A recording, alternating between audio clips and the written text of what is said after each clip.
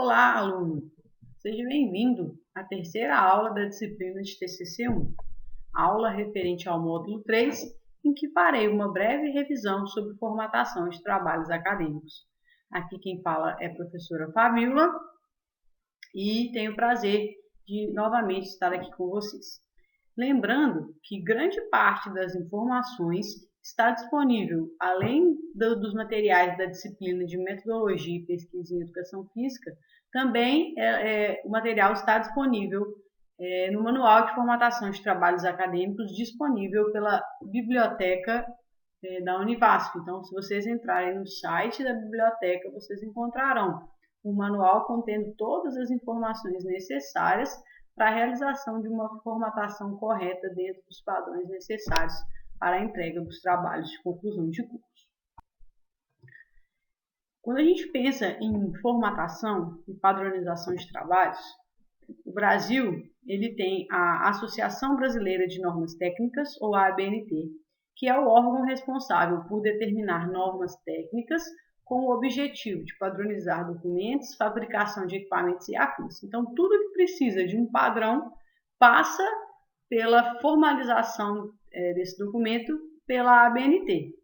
Então, como a gente está no ambiente escolar, a gente pensa em formatação de texto, formatação de arquivo, e considerando isso, todo o trabalho acadêmico, não só o TCC, ele deve ser formatado no padrão da Associação Brasileira de Normas Técnicas, ou ABNT. Então, tudo que eu vou falar aqui, relembrar aqui com vocês, está nos manuais, está também disponíveis nos manuais da Associação Brasileira de Normas Técnicas, na seção específica de padronização de texto. Essas informações da ABNT também estão disponíveis no Manual de Normalização da Biblioteca, assim como eu falei anteriormente. Ao contrário dos manuais da ABNT, o manual da biblioteca ele é um documento gratuito que está disponível no site da biblioteca da Univasf através deste link apresentado. Então, vocês podem copiar e colar esse link no navegador que vocês têm preferência e costume de usar, e ele vai direcioná-los diretamente para o documento em PDF de normalização. Então, todas as informações necessárias estão neste manual, desde a estrutura do arquivo de capa, elementos e tal, até como citar e padronizar as referências bibliográficas utilizadas no trabalho. Então, como isso é apenas uma revisão, eu vou trazer apenas algumas informações gerais de formatação. Então, quando a gente pensa em trabalhos científicos, normalmente o tamanho da fonte é 12, tirando capa e folha de rosto, que aí a gente pode colocar tamanho de letras um pouquinho maiores para ficar mais destacado o nome de vocês e a instituição. E tabelas que também normalmente podem ter tamanho de fonte 10, mas texto 12. O tipo de fonte sugerido pela Associação Brasileira de Normas Técnicas é o Arial ou o Times New Roman, qualquer um dos dois pode ser utilizado. E todo o texto, pensando no texto mesmo, ele deve ser justificado.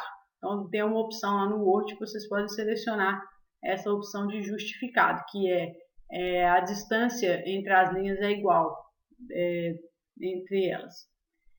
A distância do texto, né, da verdade. E aí, quando a gente pensa na estruturação do texto, o texto ele é composto por parágrafos.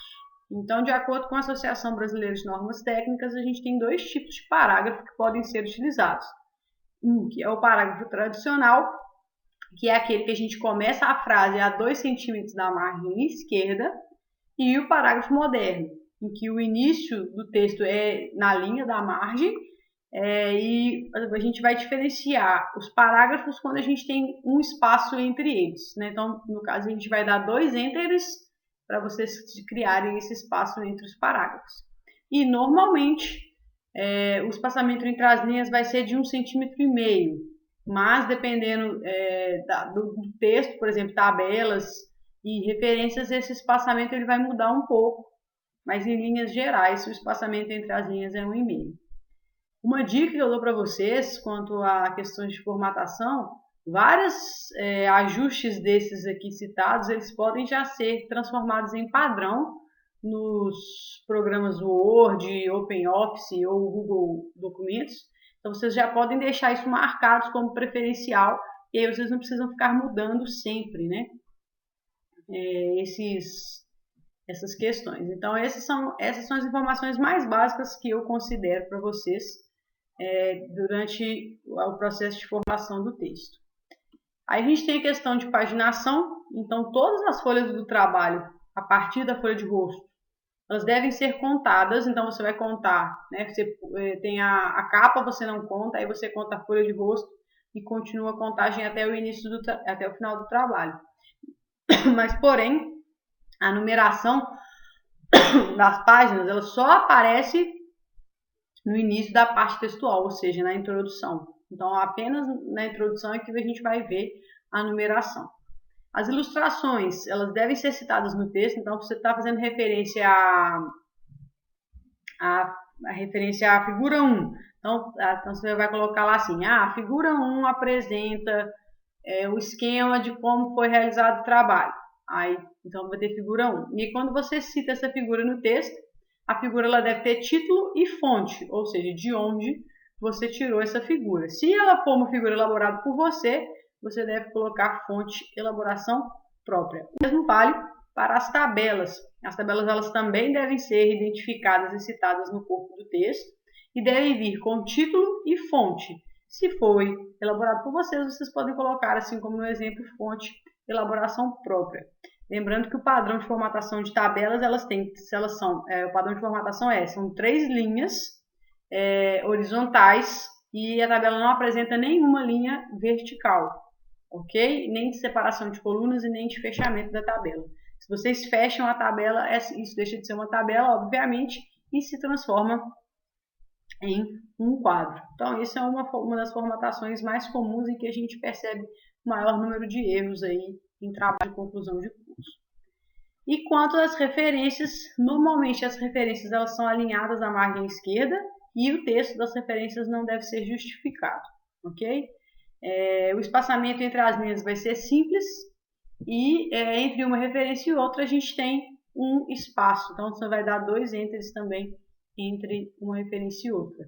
E lembrando que as referências no padrão da ABNT, elas são organizadas em ordem alfabética, não por ordem de aparecimento. Então, se o primeiro autor que você citou começa com a letra W ou começa com a letra Z, eles vão ser os últimos da lista de referência. Isso é muito importante também. Lembrando que tudo deve ser citado, né, no texto e exposto na lista de referência.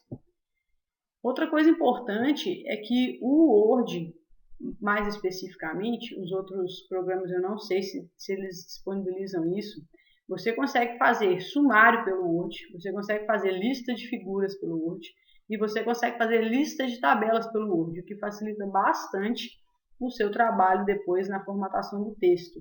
Existem alguns programas que ajudam na lista de referências, mas aí eu sugiro que vocês façam cursos para a utilização desses programas. Mas as listas de figura e tabela e o sumário pelo Word é muito simples de aprender e eu sugiro que vocês o façam, porque vai facilitar e muito depois, quando o trabalho estiver pronto, para isso ser, então, organizado. Então é isso que eu tinha para vocês nessa aula de hoje. Qualquer dúvida, consultem o manual de formatação da biblioteca e perguntem também ao seu orientador ou eu também me coloco à disposição para sanar qualquer dúvida quanto aos aspectos de formatação dos trabalhos científicos. Nos vemos na próxima aula. Obrigada.